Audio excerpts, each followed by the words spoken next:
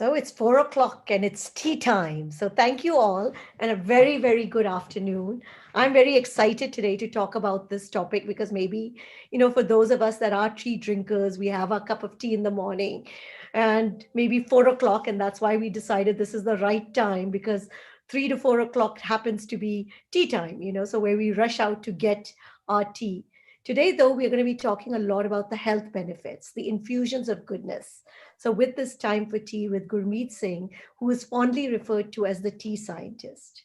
Before we continue, I'd like to tell you a little bit about Sipping Thoughts. Sipping Thoughts is a multi platform media company. It was co founded by me and by Meeta Gurgutia. It was set up keeping in mind the tagline Real Women, Real Thoughts. We wanted to create a no judgment space and wanted to create a network of women for women, and of course, the men that have supported us. Sipping Thoughts reaches to about 2.5 million women on a monthly basis.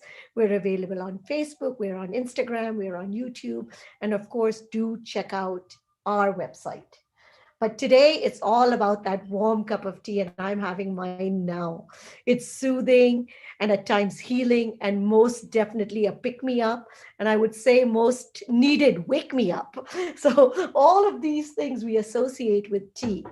We all know that we need to eat and drink good things to be healthy. But good things are not always delightful, and we all struggle to make them part of our lifestyle. Can't goodness, delight, and convenience go together? Because we don't want to choose, and we want all three of these. If you relate to the above, then it's time to re-look at tea. So today we're going to take this session where Gurmeet will take us through a 5,000-year journey as we accompany tea from the first cup drunk in the jungles of the Himalayas to the 10 billion cups consumed daily today. From a bitter refresher to a delightful lifestyle beverage with a sip full of benefits. And Gurmeet, my goodness, he is an expert in tea. He's a leading scientist and a technologist in the tea world. He's got 25 inventions on tea to his name, besides numerous scientific publications. What started as a profession 22 years ago has become a passion, and experiments on tea have become an experience with tea for Gurmeet. He's a connoisseur. He has an unparalleled knowledge of all things related to tea, from tasting to tea benefits to tea blending to tea mixology to tea history to tea innovation. He uses this knowledge to craft new teas and create novel tea blends. He has a personal collection of over 100 teas, drinks a liter, oh my goodness, a liter of tea a day, and loves to share his tea experience with others. He also runs a tea club for those who wish to discover tea and spends his workday as a professor of Ayurveda biology and holistic nutrition, researching the goodness of botanical wealth of India. And of course, he is also an alumnus of the prestigious IIT Delhi and the Penn State University. So he's got a whole lot of accolades behind him. He truly is the tea scientist. So, Gurmeet, first of all, welcome to Sipping Thoughts. Yeah, thank you so much, Kirti. I'm so glad to have you here. When my husband told me about you, because that's how I found out about you. He kept saying the tea scientist, the tea scientist. I said, the tea scientist, I've never heard of something like this. So tell me, how does an IIT boy go into tea and make tea his life's passion? Oh, it all happened by accident, Sukirti. So uh, I I was very happy. I mean, my life's aim was to actually become a professor at IIT Delhi, and my wife wanted to join a company, so we came back to to India from America, and she said, "Let's join a company before we join academia."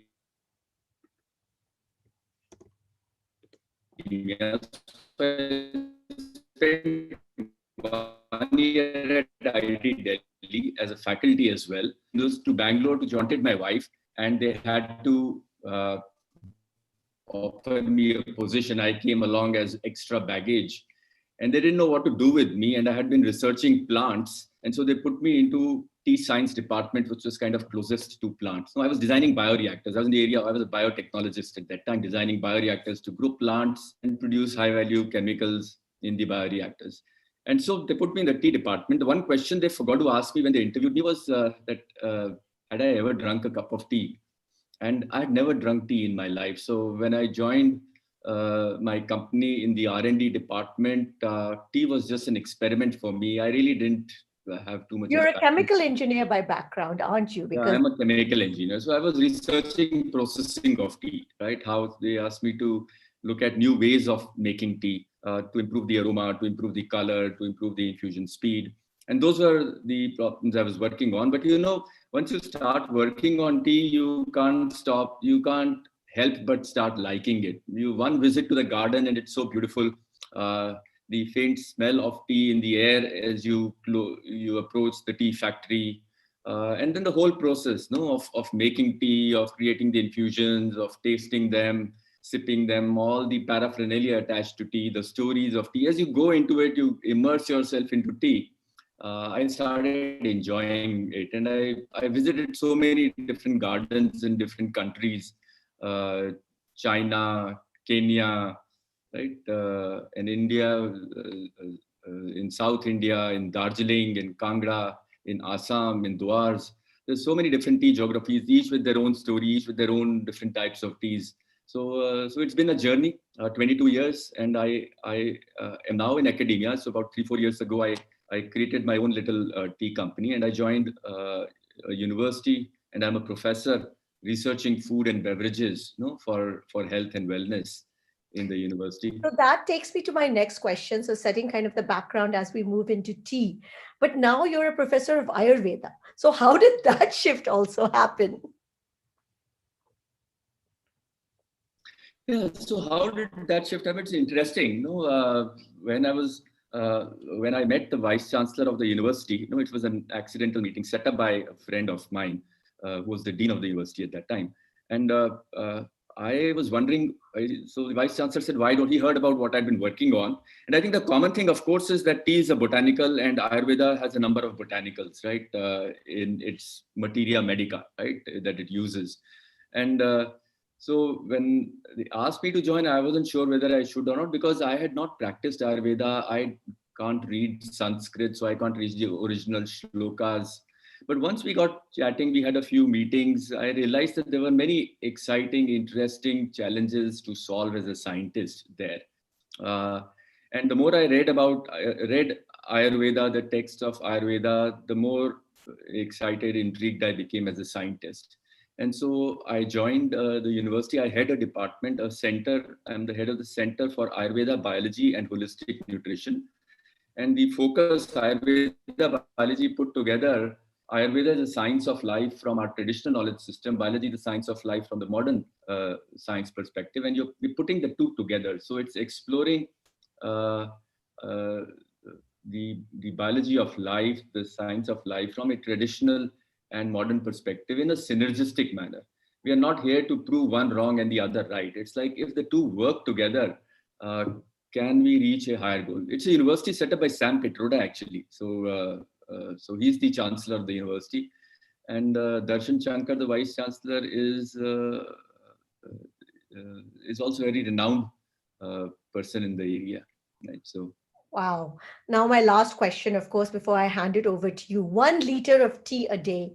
Now, a lot of people tell us, I mean, chai piyoge to itni chai nahi peeni chahiye, shouldn't have so much tea, but you're drinking 1 liter of tea a day. So I know you're going to walk us through that, but that in itself, are you drinking it hot? Are you drinking it cold? How are you drinking all of this tea? yeah, so I drink all sorts of teas, and 1 liter is probably an underestimate. Most days I go over it. And so for me, I think as you can drink tea as much as you want to. So if you go to China, they'll always have a tea thermos with them. They're probably drinking 2-3 liters of tea every day. Every sip of water is actually a sip of tea with them, for them. And it's I hope to convince everybody to drink one more cup of tea than they are, drinking today. Uh, and I experiment with tea all the time. So I drink it some hot, some cold, mostly without milk and sugar. But my morning cup is always my standard chai, right? The standard chai. But I try all sorts of green tea, black tea, oolong, Darjeeling, a lot of botanicals that I experiment. Uh, I aerate the teas, I ferment the teas, kombucha if people have heard about it. So all sorts of things. Yeah. Yeah. Well, fantastic. So let's get started. I think I'm excited to learn more about tea and how I can also start maybe consuming a liter a day. Yeah, I mean, actually, when you reached out to me, I was quite intrigued by the name of your Yes, it's all channel, about sipping Sipping thoughts. So Thoughts. I that's thought what it's we so appropriate.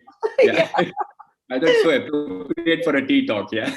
Absolutely, because that's what we said that when do we do most of our thinking? It's over a cup of tea, So Yeah. that's really how the name came about as sipping Mhm. thoughts. A lot of people had suggested chai pe charcha, this, that, but we said, it's actually when you are sipping a cup of tea, it's just like your brain is also getting a lot of ideas. Yes. Yeah. Yeah. Cool. Okay. Fantastic. I turn it over to you. Yeah. So, can everybody see my slides? My first slide. You're not Can sharing yet. Please go oh, ahead and share. not sharing yet? Oops. Where did my sharing window go? I thought I'm sharing. Uh,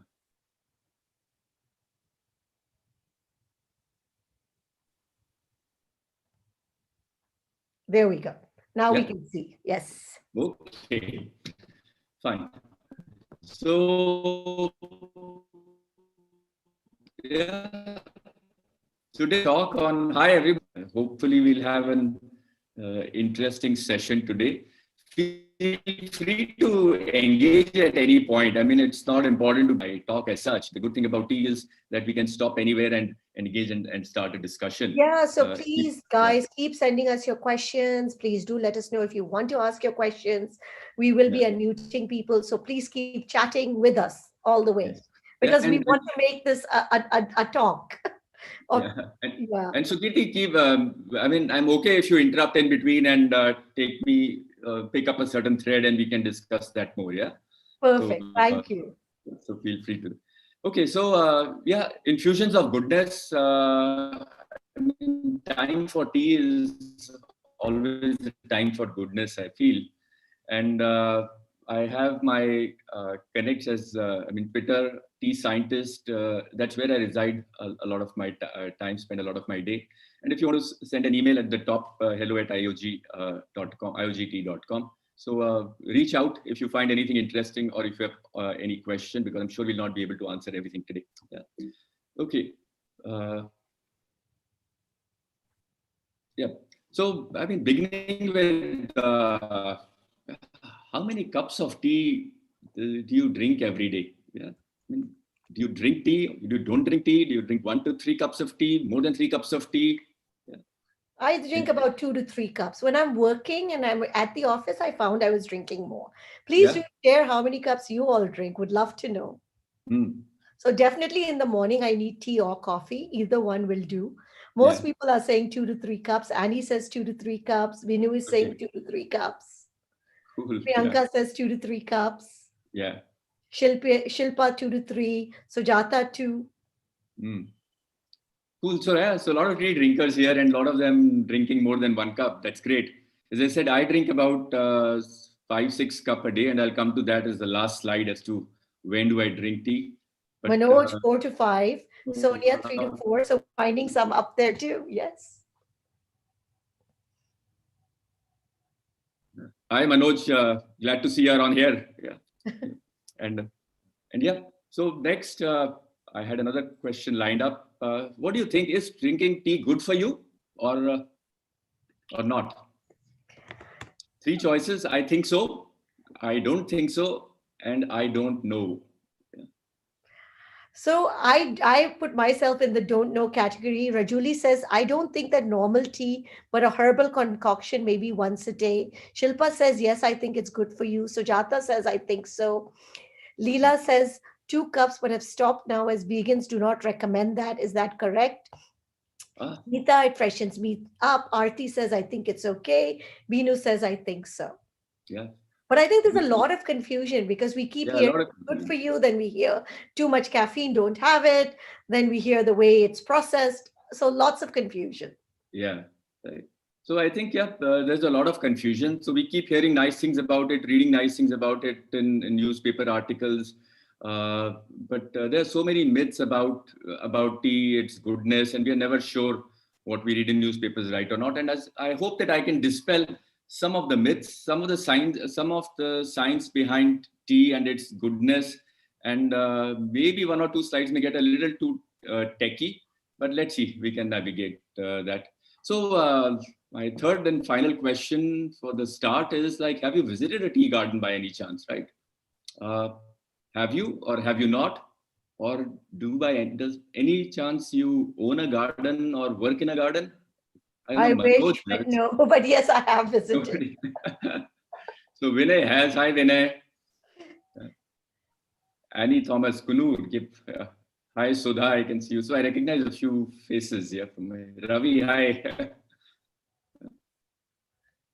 Cool. So quite a few have actually visited gardens. That's great, and I'm sure many of you would have enjoyed the beauty of a garden. It's so different from most of uh, the things that grow. Somewhere in the DNA of tea is hidden a beauty, right? Because it evolved from, if you know, the history started with monks, and I have a slide on that, and so it was tea started as something grown in a temple, which is why everything about tea became beautiful, right? The aesthetics of tea were as important as the functionality of tea.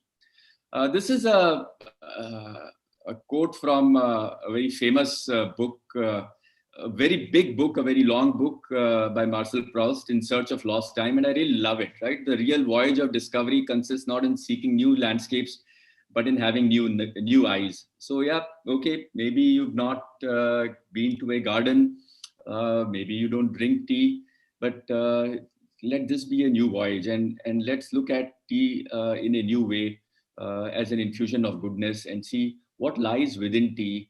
Why is it that many of us consider it infusion of goodness, right? So open your eyes, give a chance, and let's see how you feel about it at the end. Okay, so let's begin with, when we talk about goodness, we talk about health.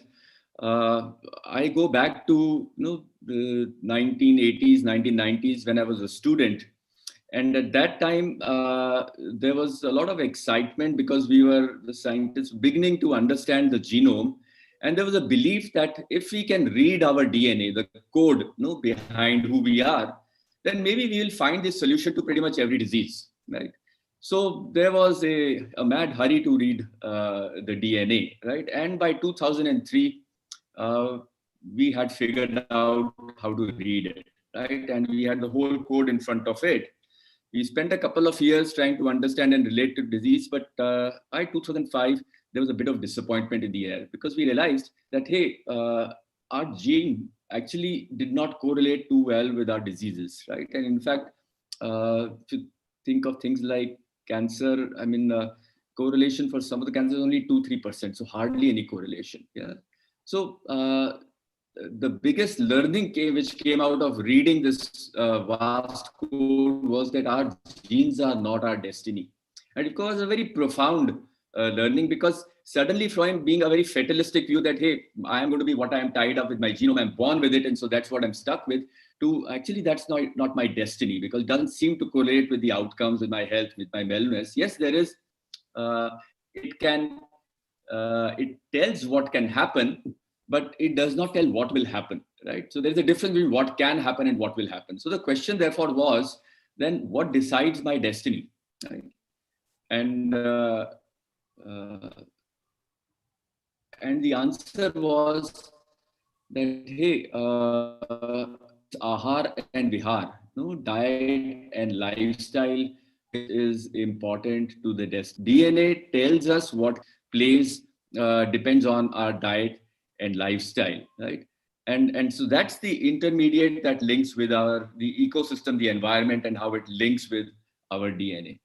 So of course the next question, and there was huge excitement if you go back to about 2000. So last 10 years, if you look at, has been the era of trying to understand diet and lifestyle. Never more so before in history, right? That we have paid attention to it.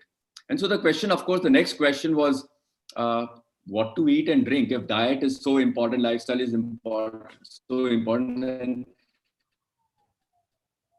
how should my lifestyle be?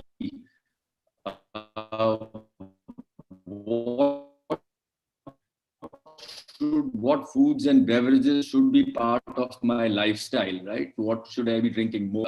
The word, right? And many of you may have heard of that. And somebody had mentioned vegan. Vegan is also part of which came about this part of, though it has roots way back, but popularity, all of these things came around together about 10, 15 years ago, right?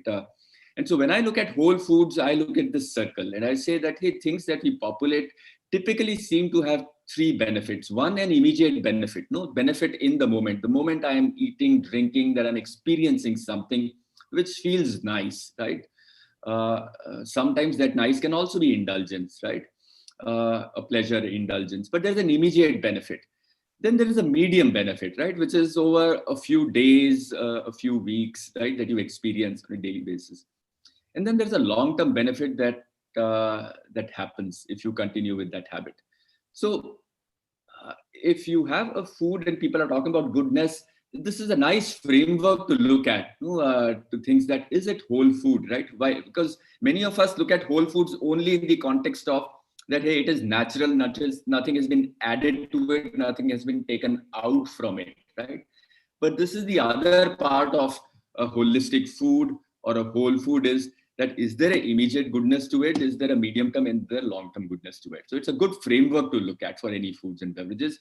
And the question for us today, of course, is does tea have this holistic nature in it, the whole food, right? Is tea a whole food?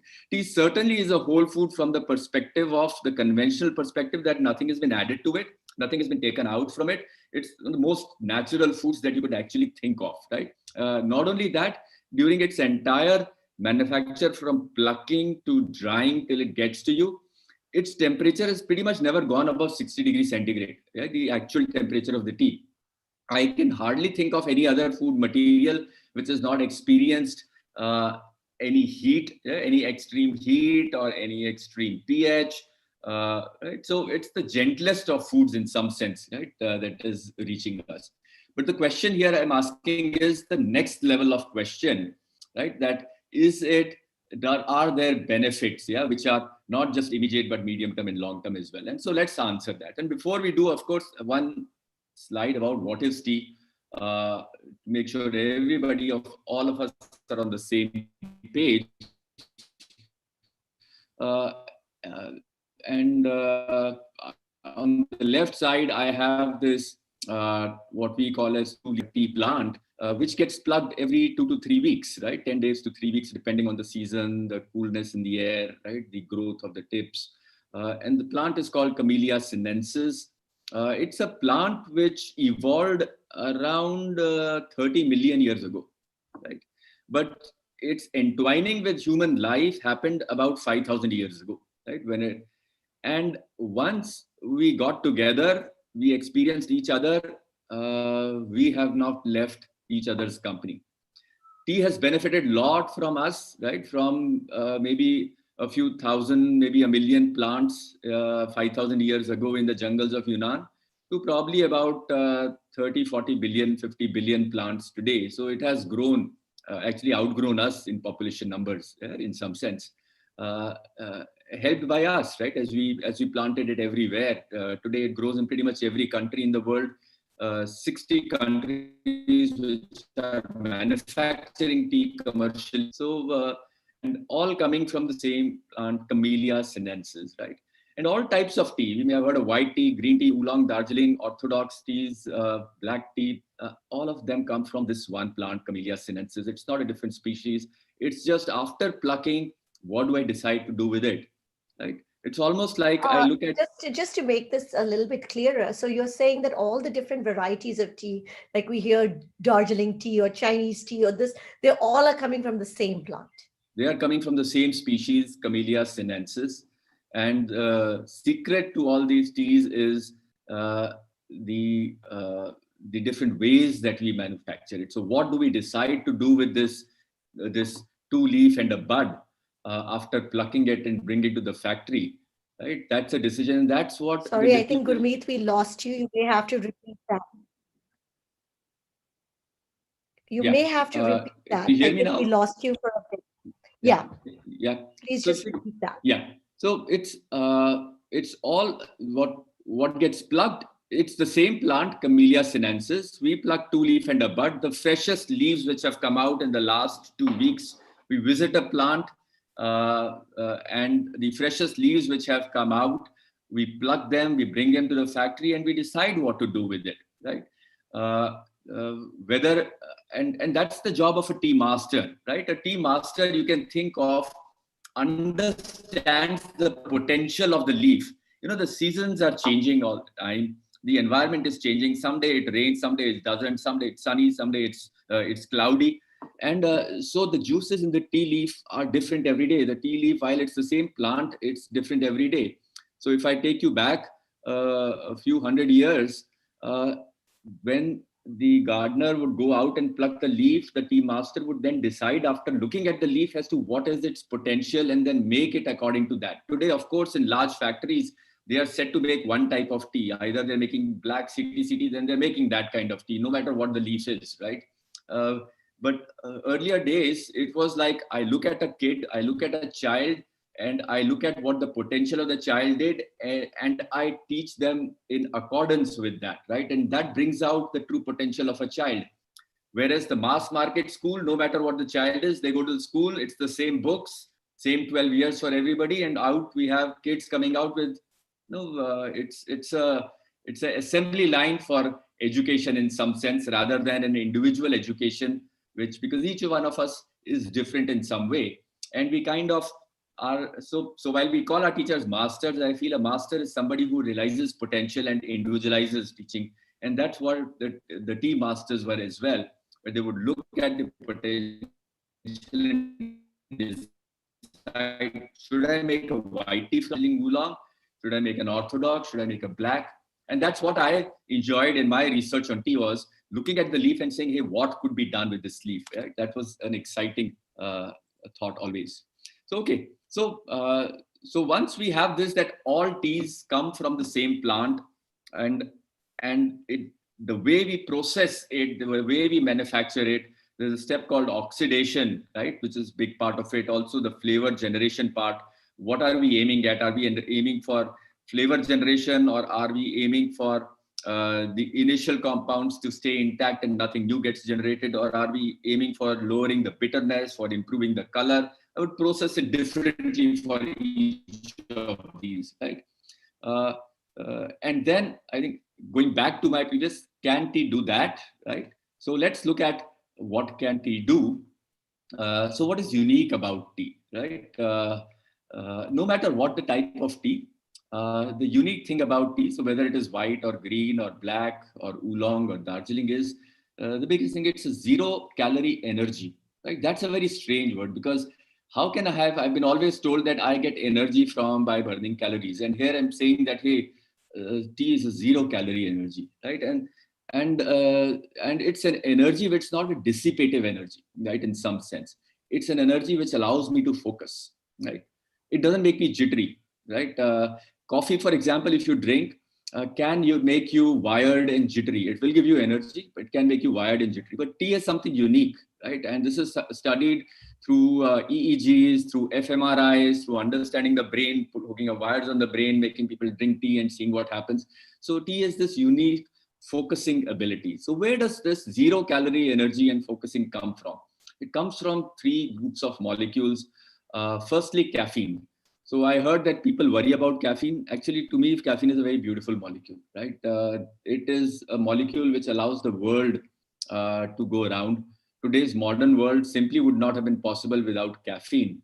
In fact, when you look at eras and you say before common era and we say we are in 2020 common era, uh, actually for me, I love tea. So I think that modern world actually began in 1838. For me, 1838 common era, and CE, I call it as caffeine era, right? Because 1838 is when the first shipment of tea went from Assam to London, in the London markets. And it became such a big hit that India became the #1 supplier of tea, yeah, within a short span of a decade. And because we could produce it on a large scale, we had skilled people who understood plantations, who understood plants, etc. So we could very rapidly scale it up in India. The Mali culture was very entrenched here. And the price of tea became something which only kings and noble people could know. The royalty could actually afford to people every day. Everyone could afford, and that's what led to the industrial revolution. Because think of today, we have thousands of people sitting either together in front of computer in buildings I come from, and or Bombay or Noida, the IT revolution as we call it, and working very peacefully, sitting 2 feet apart from each other. Let's put the COVID aside. We'll get back to those old days in another few months. Or in factories, right, where thousands of people working together on looms or machines, etc. Never in history have two people sat together for more than 2 hours and not come out fighting, right? That's the extent. So you could not have an industrial revolution without no, with more than 2 hours of work day. You needed something which allowed people to focus on their work for 8 hours non-stop and be calm and focused and relaxed. And only tea can do that. Tea, coffee, cocoa, these are the three beverages which allow you to do that because of caffeine in there. And that's the reason you go to any office and there's only one thing which is free. Yeah? And what is it? Tea. Tea, right? Yeah. And there's a purpose, right? Yeah. Because it's not that somebody is interested in giving free tea to us. The benefit of tea to the employer is way more than the cost of tea, right? Productivity is way higher. And so that's the zero calorie energy, because what we now understand is that tea improves my metabolism.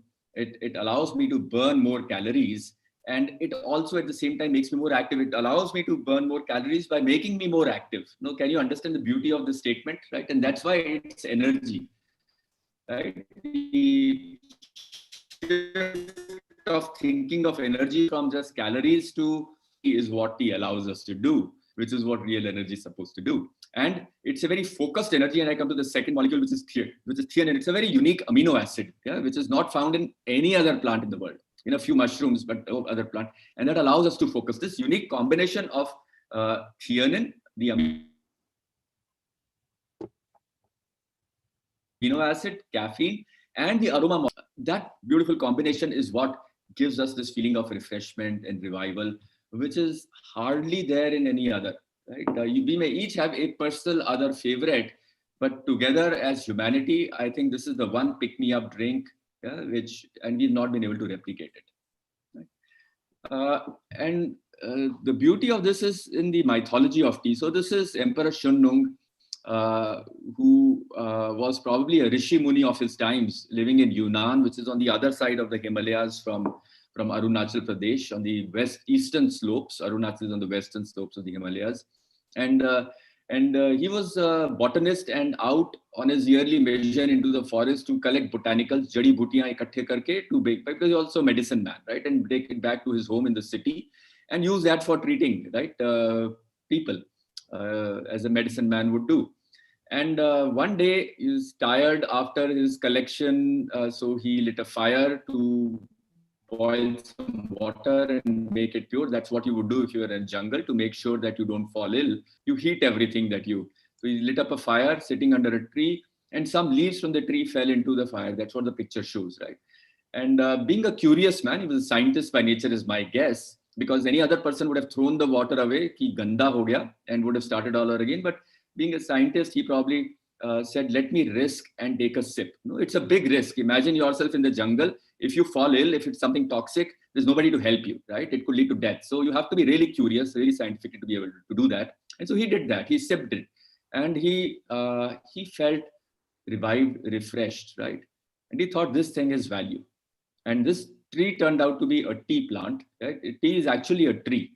The reason it's kept we keep pruning it, cutting it so that it stays at 3-4 feet, so that it's easy to pluck at that height. Otherwise, we'll require ladders to pluck leaves. So that's an innovation which happened a few hundred years ago, and there's a story around that also, but save it for another day. So that's how the first teas looked, right? This is leaves of tea dried, and that's the most simplest form of tea, right? And it's available today. In fact, this month's collection that I'm sending out has this tea in it. So that happened 2737 before Common Era, about 5,000 years ago.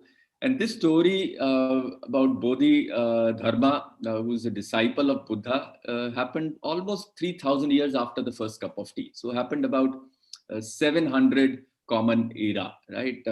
And he is credited with having taken Buddhism to China as well. And one day he decided, Pran liya, or he decided that no, I will meditate for 10 years non-stop, right? Now, of course, 10 years meditation is a big one. You have to be really पहुंचा हुआ इंसान होना चाहिए to be able to say that and do that. And what happened after 10, 20 days, he started dozing off. And so he felt frustrated with himself. He said, hey, I thought I had reached that level of meditation, and I have not reached that level. So he felt he had failed in all his tapasya. And in his frustration, in his anger, he cut off his eyelids, and he threw it so that his eyes wouldn't close. And the story goes that where his eyelids fell, two plants came up, and those plants were tea plants. He had an infusion from those tea plants. He could now stay focused and meditate for long terms. So that story again points to that energy that tea revives, it refreshes, it focuses, and it's connect with meditation, it's connect with temples where it all started, right? And Buddhism it is. And So, even Gurmeet, more recently, this is a tea, an oolong tea. there's a question that's come in from Leila, which is Yeah. quite interesting and also relevant at this time. What tea gives the highest calorie-free energy? Or I should say I lowest think calorie because it's zero it's calorie, right? so it is So zero which calorie, tea right? As gives, I said, there yes, are no calories.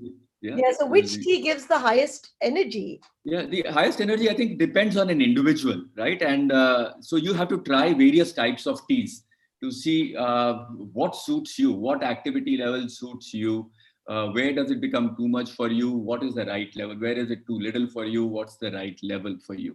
And energy you also have to look at along with say pleasure and other things that I'll talk about. And so you have to marry that energy with pleasure, with delight, and see what is the holistic framework that works for you.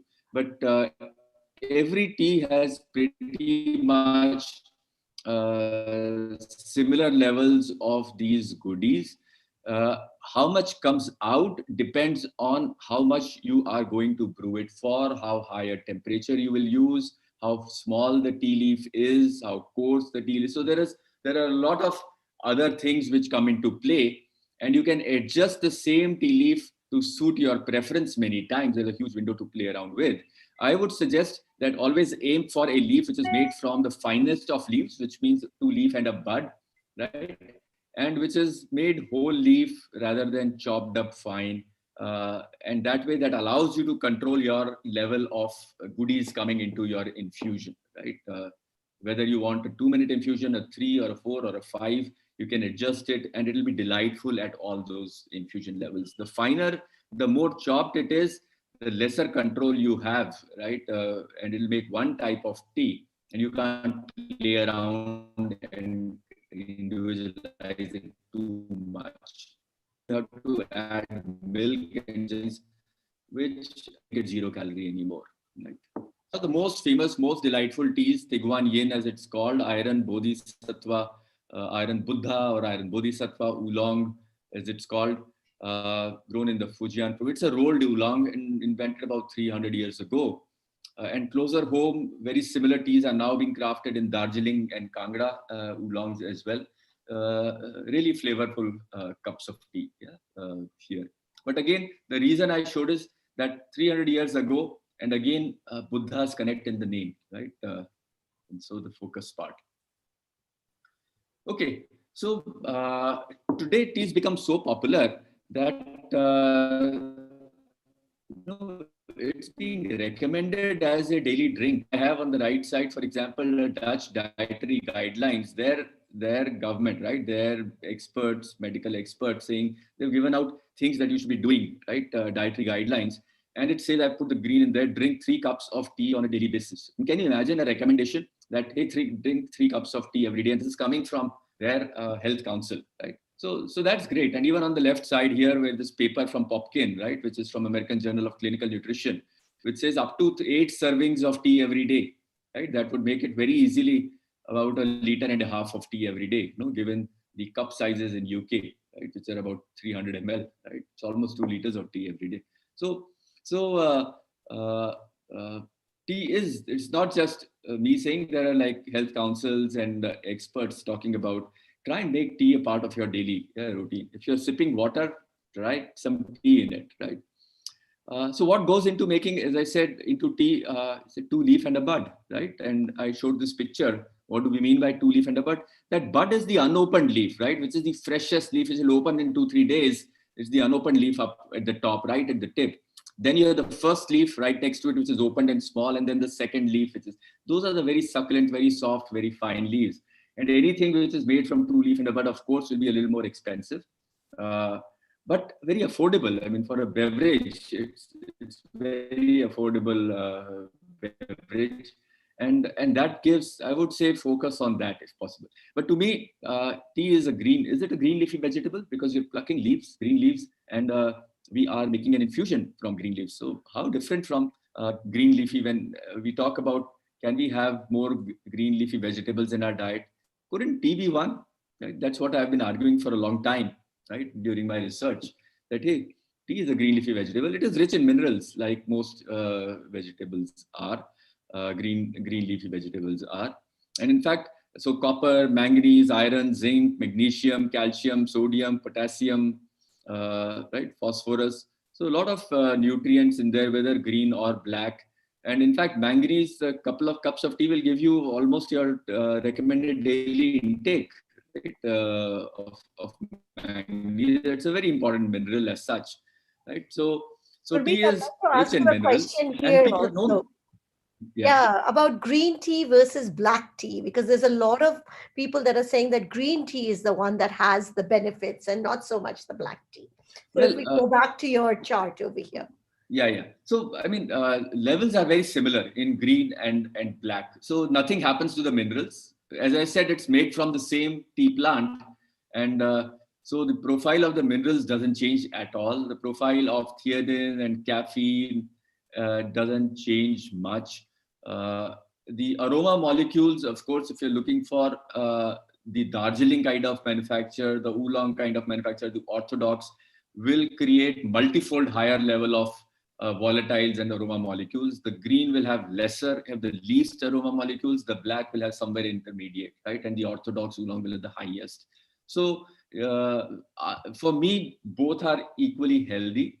Yes, the benefits could be a little different from between green and black, but whatever you're Why drinking, so much? I mean, especially in the press, in the news, everything is about green tea, green tea. Green tea helps you in the digestion, this, that, and the other. yeah, But green, people don't talk so much about black tea. yeah, and it's a pity that they don't. But unfortunately, the research, the amount of research that has happened on green tea is way more than in black tea. Right? That is one. Because research started in China and Japan, which were more of green tea cultures. The black tea culture started looking at tea research only recently, 10, 20 years ago, if you look at. More focus more on sensorials as opposed to health benefits of tea. Uh, so which is why there is less spoken, but there is enough out there for people who want to look at to that there's enough. So I've researched myself a lot of health benefits of black tea, and can confidently say that black tea also has good health benefits. In fact, the second reason why people talk about why scientists work more on green tea and not black tea is because black tea is a more complex system too, right? It has green tea has four compounds called catechins. Those four compounds become 30,000 different molecules, and colorful, nice molecules when we make black tea out of it. So it is so much more complex, and scientists like to study simpler things, right? So black tea being so much more complex is less studied. Therefore, it's very more, you need to spend a lot more money into analyzing it, right? A PhD student will have to take an extra year to analyze it. And so green tea becomes an easier first system to start with, right? That's the other reason why you say more papers. And if you have more scientists working on it, therefore more popular articles also around that. Yeah. Now, one more question that comes from Asha before I let you get back. Is there a difference between Chinese tea and Indian tea? As I said, same species. If you look at the level of a set of molecules that I'll come to, flavonoids, the Indian teas are about 30% more richer in them compared to the Chinese teas. So if you're looking at having goodies, especially coming from the polyphenols or flavonoids, which are the unique part of, so if you look at the goodies, I would say the Assam teas are probably the richest in the world. Yeah, as far. If you're making green tea, Chinese teas become very interesting to look at because Chinese teas have lower levels of the catechins, the molecules which we say are good for our health. They are lower in the Chinese tea. So therefore, that also makes them less bitter in some sense. Right? But there are so many other ways of overcoming bitterness. Right? That for me, my favorite teas are, if I'm looking at strength, I go to Assam. If I'm looking at flavor, I go to Darjeeling. And the other thing is, when we talk about Chinese teas and Indian teas, there are two main varieties of teas. And one is called the Assamica variety, the other is called the Sinensis variety. So Camellia sinensis variety, which is the Chinery variety, and Camellia sinensis Assamica, which is the Assamica variety. Both of them are grown in India in abundance. So you don't necessarily have to go to China to get the Chinery variety of tea made from the Chinery variety. It grows in Darjeeling, it grows in South India in the Nilgiris, it grows in many places in Kangra. So it grows in many parts. The style of making in China, yes, China has experimented with making very many unique styles of tea. And for them, tea is almost worship. Right? In India, tea has become very functional and very, we've lost the diversity of tea by making largely a CTC, crushed air curl type of tea that we see in a packet out there. Whereas China, you will experience the real variety of tea. Japan, you'll see the variety of tea. And even when you go to Europe and America, that variety is very accessible to you there now. In India, I think that revolution is just big, and this tea talk is probably an indicator of that interest that we are interested in knowing more about tea, in trying different types of teas, and trying to look at tea what we can have without milk and sugar. So my next few charts were just like, A couple of more questions. Sorry, Gurmeet, we're yeah, yeah, inundated. So, yeah. what about then our chai? How good is our chai? Because all of us are used to having that chai every day. Yeah. So, can we just hold on to that question and I'll Sure. come to And that then two more in my questions, and next we'll few see slides? when do you want to answer that. Now, there's a question from Manoj about L-theanine. Is it Yeah. better? Is it more in black tea or green tea? And about tea being dehydrated. So, whenever you get a chance, please also keep these questions in mind. Yeah. Okay. I will. Yep. Good questions, and I will. And if I don't answer, Manoj, pick them up again at the end, right? Yeah. Tea is not dehydrating. Till I think about 2 liters of tea you can comfortably drink without caffeine levels taking you to a dehydration level. I don't think anybody drinks more than that. Yeah? So don't have to worry about that. And theanine, I would say black green, don't worry again about black and green differences, because the difference between one side of the hill versus the other side of the hill will be way more than the difference between a green tea and a black tea, right? So it's the source which is more important, the geography is more important. Here I have a picture of, I mean, I spoke about minerals and and tea being a vegetable, and I mean, so actually the hill people use this pretty much because hill, the wind, and life without fresh vegetables, it can really compromise your health. And so if you look at, say, Tibetan plateau, they have this culture of tea with almost a tea soup with tea and yak butter and salt. And it's 1,000-year-old culture, which is why 1,000 years ago there was only green tea. There's no other type of tea at that time. Black tea got invented largely, you would say, mass produced in India about 150 years ago, nearly 200 years ago now, 1838, as I said. So this is a recipe from there. Similar one from Peshawar, Kissa Khwani Bazaar. Right? This is where Shah Rukh Khan's family comes from, the Kapoor Khandan come from. And so green tea and spices, they mix their tea with spices, elaichi, etc. And again through the winter, because it's the frontier area. the Kashmiri kahwa, which has spices, nuts, saffron in there. So people embellish their teas to make sure winter months they are getting their nutrients, right, from tea and other stuff. So and these all recipes point to, these all recipes are 1,000-year-old recipes, right? So when we say कि चाय तो नई है, ऐसे चाय नई नहीं है. In fact, tea grew in India, was found in India. The Asamica variety is from India, right? And it's been here for thousands of years. And our recipes have also been there for thousands of years. The industrialization of tea has happened recently, and British were responsible for that.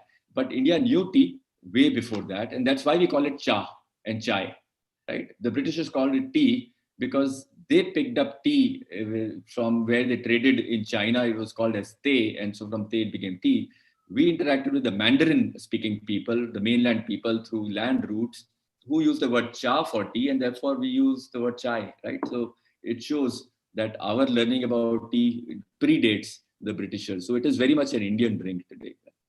I spoke about this group of molecules called flavonoids, right? These are naturally occurring molecules. Scientists actually about 100 years ago, when vitamins were getting invented, wanted to call it vitamin P, right? Polyphenol, very important vitamin. So give that much of importance. When we say that, hey, eat more fruits and vegetables, one of the reasons we are saying is because it has molecules, flavonoids, right? And comes from the word not flavor, but from flavors, which means yellow in Latin. Molecules which become yellow colored and orange colored and red colored, and so rich in flavonoids. In fact, it's the richest source of flavonoids. And tea has been shown to have a number of benefits. I mentioned a couple here, right, which are talking about cumulative evidence coming from clinical trials around these flavonoids for cardiovascular health, for neuroprotective properties, etc. So, number of benefits coming from flavonoids. And fruits, vegetables, chocolate, beverage, wine, and tea I have in capital because I said tea is probably the richest source of flavonoids. And here is a evidence from Canada, where they compared the flavonoids of tea, which is about 300 milligrams per cup, 250 ml cup. And you can see that cranberry juice, 55 milligrams, so tea has 6 times more than cranberry juice, than orange juice, about 20 times more compared to apple juice, and coffee compared to, it's like, I don't know, like 1,000 times more. So tea is probably one of the richest sources of flavonoids, which is why I say, hey, drink more tea. Right? Nothing could be better. Since this is about tea and health, and I promise next 2 charts are the last scientific charts, but I thought maybe just to show that when we say that, this is not just because somebody felt it's nice, it's not anecdotal. There is proper science. Scientists have been studying tea. Here, it's been shown that average reduction in systolic blood pressure about 2.9 to 1.7 mmHg, right? So corresponds to a significant reduction in cardiovascular disease risk at population level. The differences may seem small, right? Cholesterol level 0.08 to 0.20 millimole per liter. And then the CVD risk also coming down, right? In the last chart. The FMD, which is the flow mediated dilation, which is how well your circulation happens, and that improves by 1%. And so what does all this mean? Because these differences are small, but from food, it should be small. This is not medicine that we are talking about. We're not about statins or any other thing, but this is about a lifestyle, and that small sips can actually be helpful for you over a long time. And let's see what over a long time does this mean. And this is meta-analysis, which is what scientists do by looking at a whole body of literature, by looking at not just one study, but multiple studies put together and analyzing what is this overall saying. So what is the research of the last 20 years saying? And look at these 2 powerful statements: 11% lower risk of myocardial infarction, 21% lower risk of stroke, right? And it's like tasty, healthy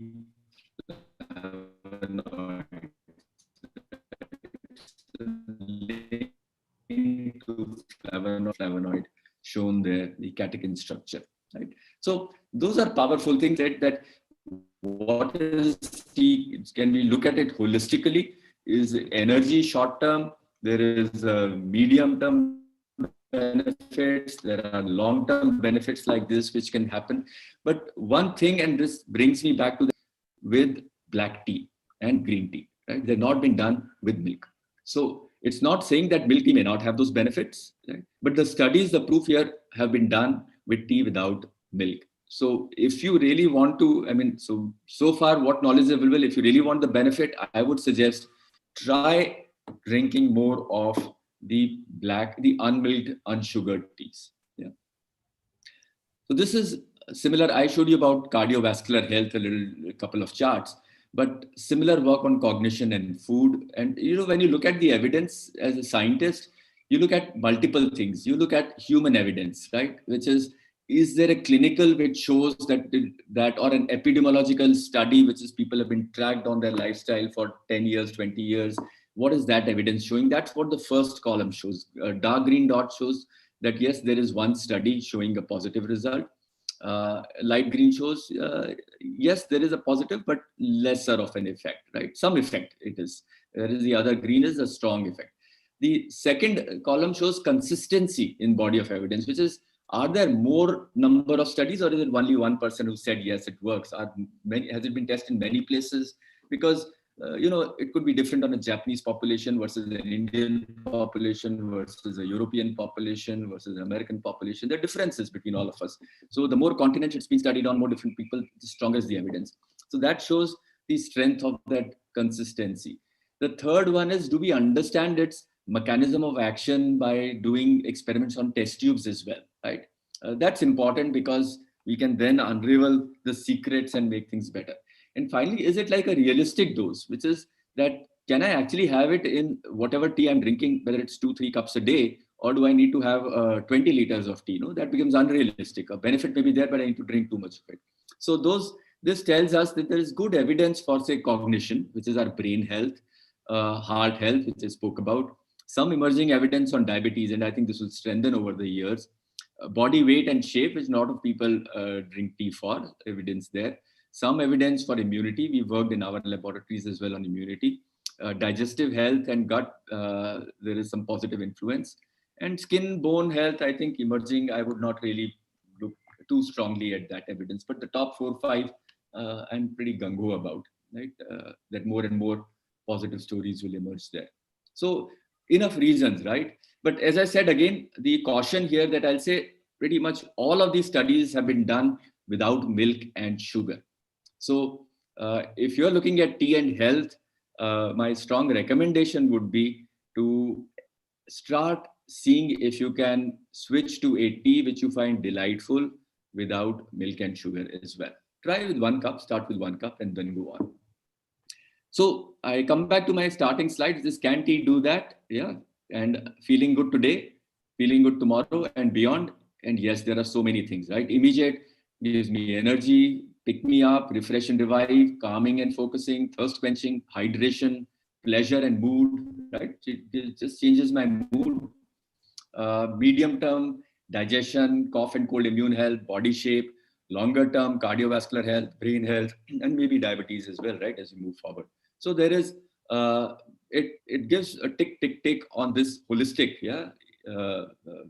view of a health food. So, okay, it's good for me. Is it good for the planet? And this chart may be a little bit complicated, may not be perfect. But I mean, And Gurmeet, we're just doing a time check, so we are also running out of time. So yeah, okay. So stop me whenever you think it's that we need to stop. I I have a think few. a couple of questions, though, definitely people would like to get an answer to is our daily chai.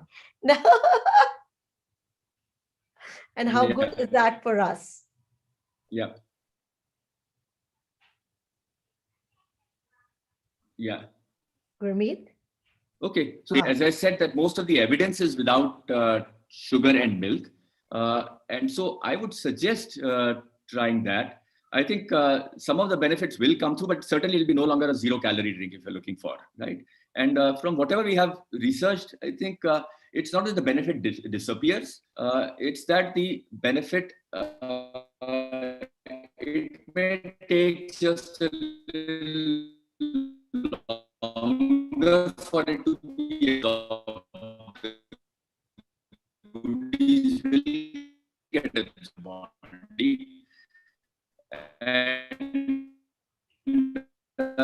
proves that the benefit stays. And good about tea, even if you're having with milk and sugar, certainly try and cut out if possible. I do not recommend it. And to me, the beauty of tea comes actually when you start taking milk out. And for me, I have 1 cup of milk tea every day. The rest are other things. I add botanicals. Tea, by the way, is also a very sustainable drink.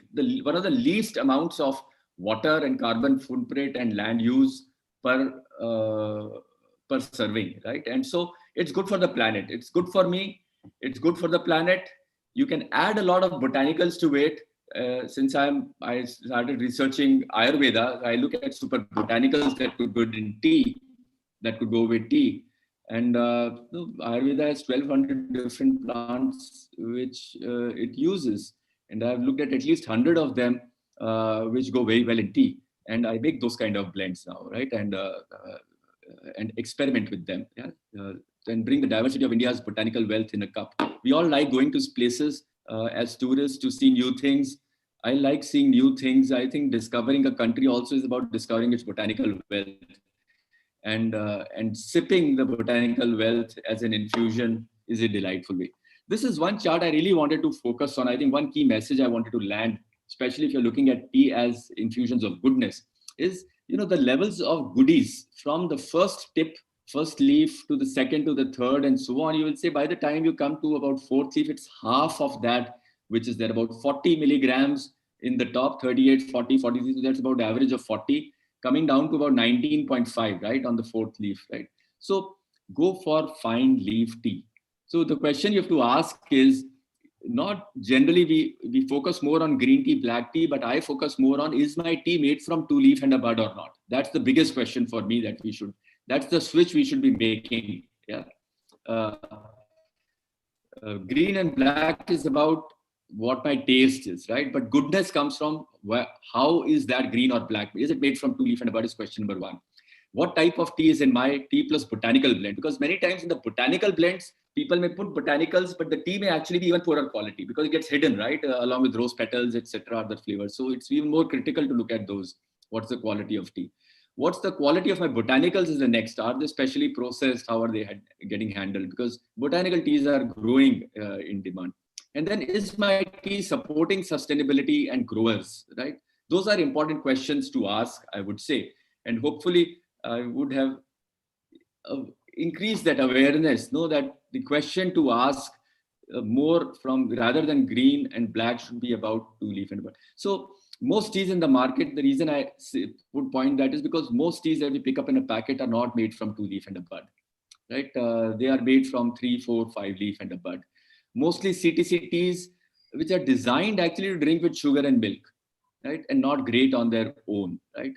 And for me, yes, CTC, you can make a be consumed as to search for manufacturers who do that.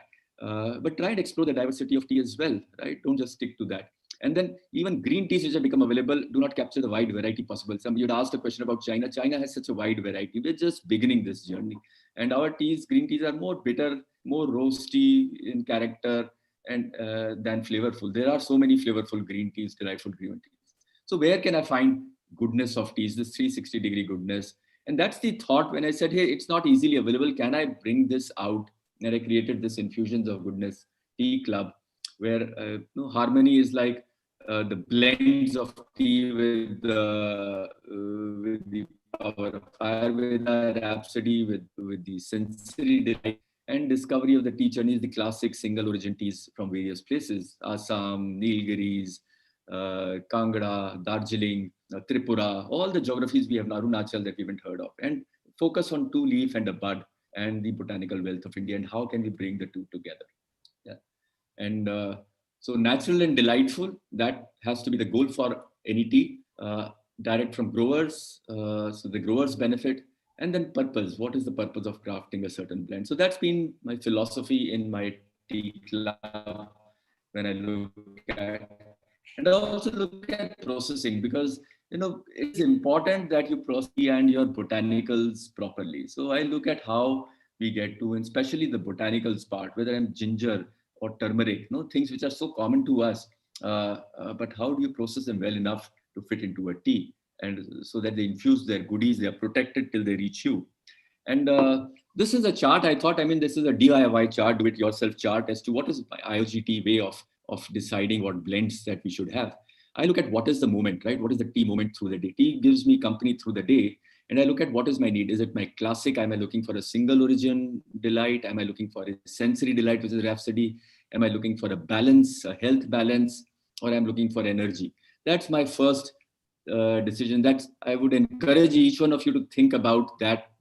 Look at the moments of your days in terms of, is it a moment for experimentation? Is it a moment for revival? Is it a moment for energy? Is it a moment for experimentation? What is it that you want to do with that moment? Right. And select your benefit. Uh, Whenever you have a benefit occasion, is it immune health? Is it digestive health? Is it metabolism? It is cardiovascular health. Right. That gives you what all to add to your tea, the botanicals. And then I also, since I look at Ayurveda more recently, I look at my body type as well, because there are certain botanicals I should consume more of, certain less of. And using this matrix, that you could also probably use this 1, 2, and 3 and start understanding how to blend teas, what all to blend for, to make your own kitchen blend, for example. Or you can connect with me. I had shared my uh, email address and my Twitter handle that you could share with me. And this is how I look at my day's journey, right? And you could also probably put your day's journey 6 a.m., 9 a.m., 12 a.m., 3 o'clock, 15 o'clock, 18 o'clock, right? 21 o'clock is 9 p.m. And what I have, these are my 670s that I have. I begin with green amla in the morning, a robust Assam at around 8, 9 o'clock for energy. The first one is almost like a detox, a cleanse tea, pick me up. Amla doing the cleanse part, green tea doing a little bit of cleanse and a little bit of briskness in my mouth to wake me up. Then I have an experimental moment at around just before midday, where I add botanicals to tea. And then afternoon moment is where I like to enjoy a specialty tea or a Darjeeling tea and enjoy that. That's another experimental moment for me. The 8 a.m. moment, the Assam tea is my standard tea that I've been drinking for the last 20 years. And similarly, my 5 o'clock evening tea is something which is standard. So I want my black tea, but I add ashwagandha, shatavari just to make it a little more relaxed and calming and prepare me for the evening. And then evening, a chamomile or something, lavender, very rich in essential oils, zero caffeine drink, puts you in the mood uh, for a relaxed sleep.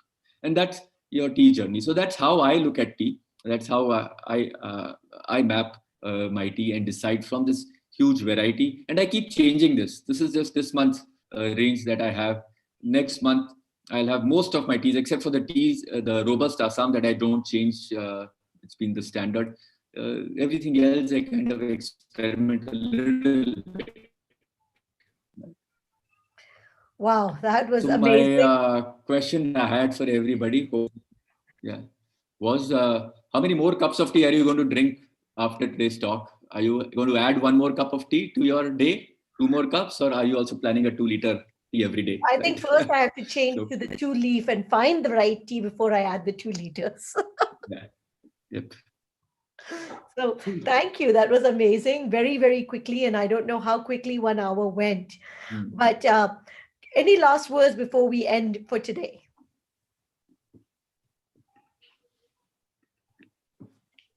Gurmeet, any closing words that you have for Yeah, us? I mean, I said, I think 2, 3 things.